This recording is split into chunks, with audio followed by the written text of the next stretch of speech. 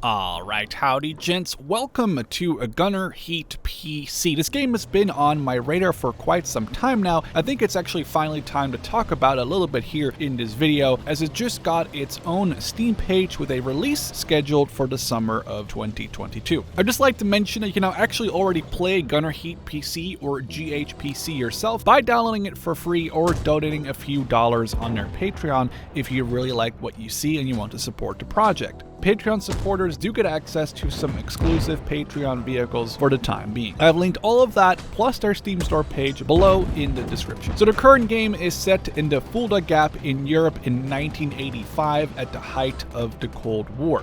The idea is that after the initial release, more theaters will be added, with the starting date being in the 1980s going all the way to present day. Now, quoting from a news article on their website, GHPC is not another free-to-play arena TDM game, and it's not a full-blown simulator you need a manual and a week of training to use. We intend to fuse game and simulation in a way that preserves player experience, yet doesn't sacrifice on realism where it really counts, end quote. As a person who wasn't too familiar with the weapon systems in this game, I'd say it took me about 20 to 30 minutes to feel confident in using a tank and its weapons, though I'd argue that anyone who has played a bunch of War Thunder will probably feel at home pretty fast. In the same news article, they mentioned some features that aren't in the game yet, but are planned. Now, personally, one I'm really looking forward to is a co-op mode where you and your friends can crew the same tank. So having multiple people crewing the same vehicle, with each person taking control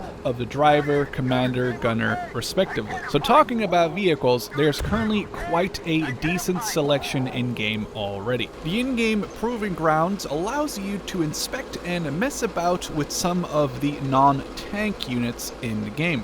They aren't just limited to the Proving Grounds, however. Most of these units are actually found in missions and are controllable by switching to them via the tab key at any time. Now, in order of them appearing in the Proving Grounds, we have the UAZ Scout Car found on the East German side, as well as the BRDM-2 armed with a 14.5mm KPVT as its main gun. We have the 9K-111 anti-tank guided missile launcher for the East Germans. The American M923 transport truck. Of course, the East Germans need a transport truck as well, here in the Ural. The Americans get this badass thing called the M901 ITV, which stands for Improved Tow Vehicle. Interesting note here, if you look from the front, this does resemble its namesake, the Hammerhead launcher, named after the Hammerhead shark. The Americans also get access to the M113. Get access to an ATGM, the BGM-71 TOW. Last but not least, the East Germans get access to the BMP-1, which beside its 73mm main gun also has ATGMs fired from above the barrel.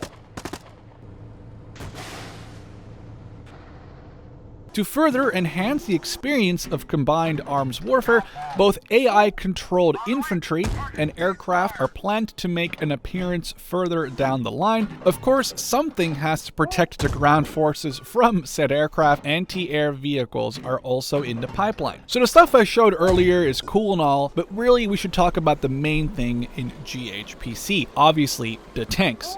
Currently in-game, you can find the East Germans represented by the T-55A and the T-72M1, with the US forces having access to the M60A3 TTS and the awesome M1 IP. Now, these tanks all play quite differently, with the T-55 basically being a World War II era tank, which has to go up against a technological beast that is the M1 IP Abrams. So starting off with the T-55A, I believe this tank is just put into the game for people who really enjoy pain. I think it actually is a masochist tank. I can only say I have the utmost respect for the men who were ordered to take this thing into battle if the Cold War would have gone hot in Europe in the 1980s. It feels like taking an armed Volkswagen Beetle up against a killdozer. Even the AI wiped the floor with me every single time I was screwing a T-55. Cannot imagine what an actual player would do whenever PvP is added to GHPC. The nice thing about the T-55 is it does come with a wide variety of different ammo types, allowing it to be effective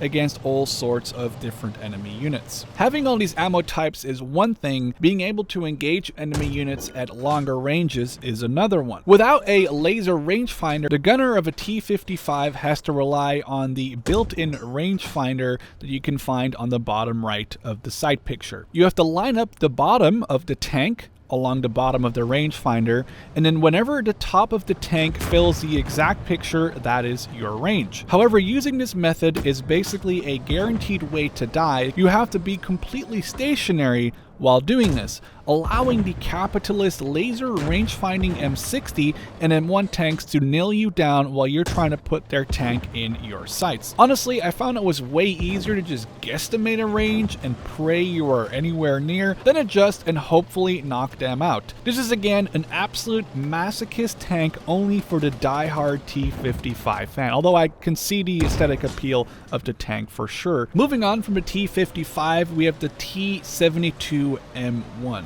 This is the other tank available to the East Germans currently in GHPC, and it is just a straight-on upgrade over the T-55. It's honestly a lot better looking, which, I mean, I think does carry something. It has a low profile, and with its strong composite frontal armor, it can actually withstand American 105mm shells to the front if it is hull down. The interesting part is this comes with a crew of 3 and is equipped with an autoloader. The T-72's gun sight comes with a laser rangefinder, thank God, and a fixed 8x zoom. To use the T-72's rangefinder, you put the little red circle over an enemy unit, hit the laze button, and wait for the reticle to move up or down according to the range it is putting in. Make sure to take into consideration how much lead to give to the target, especially in scenarios like this where you're shooting at very long ranges, and then fire. A unique feature to this T-72 is the Delta D system. This will compensate for any distance your tank moves after having lased a target. Whenever you want to finish a battle or at the end of a battle, hit the end key. This allows you to trace every single shot fired at that battle. You can see the effect these shots had on targeted vehicles using the X-ray system.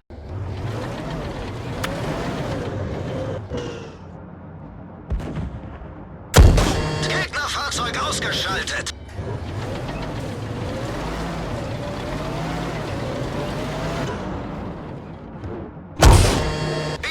Abschuss für uns. Now moving on from the East Germans to the US Army, we have the M60A3 TTS, or Tank Thermal Sight. This is a very dangerous opponent to East German tanks, as it uses both depleted uranium M833 Sabo ammunition, as well as the name implies, it is equipped with a thermal sight. This makes it absolutely deadly at night, but even gives it a huge advantage during the day in spotting and acquiring targets. One big disadvantage of the M60 would have to be its height, being a whole meter or 3 feet taller than the T-72. When you're engaging T-55s in this thing, it kind of makes you feel like you're a Terminator. They are blind, especially at night compared to you, and they cannot engage you effectively while you use the superior laser rangefinder and destroy them while they're still firing their ranging rounds. Now, talking about Terminators, and no, I'm not talking about the Abrams right now, I'm talking about ATGMs, or anti-tank guided missiles. They are brutal in GHPC, and I was actually kind of surprised to find these infantry-mounted ATGM launchers in the game. Now, I wasn't really sure what to expect from them, but now, after having used one, I think I should start seeing them as a priority target in the future. Being able to lay waste to an enemy formation while on a hill about 3 or so kilometers away, providing a very small target, is just absolutely ridiculous. Now, the only defense against an ATGM is taking evasive maneuvers, but this requires you to know that you've actually been targeted by them in the first place. If they ever add a PvP, I would be very afraid of people who know how to use ATGMs effectively. Now, moving on to the M1 Improved Performance, or M1 IP Abrams. It is almost hilarious how much of a difference there is between this technological behemoth versus the T-55 with all its manual aiming, reading, and targeting. Not only does the M1 IP come with a thermal sight, allowing it to be effective any time of the day at both acquiring and eliminating targets, it also has a built-in lead compensator. Now, this allows the crew to target moving vehicles at any range and score a hit almost every time. This isn't an easy system to get used to, and I did mess around with this quite a bit, but once you get it down, you're able to reliably destroy enemy vehicles moving at high speed, even kilometers away. Short. Re-engage. On the way. Short. Re-engage. On the way. On. Fire heat! On the way! Next target, gunner, Sabo, tank. Identified! Fire! Target, gunner, Sabo, tank. Now, the Abrams also comes with a frontal armor that is nigh impenetrable, save for very close range shots at the lower plate or flanking shots.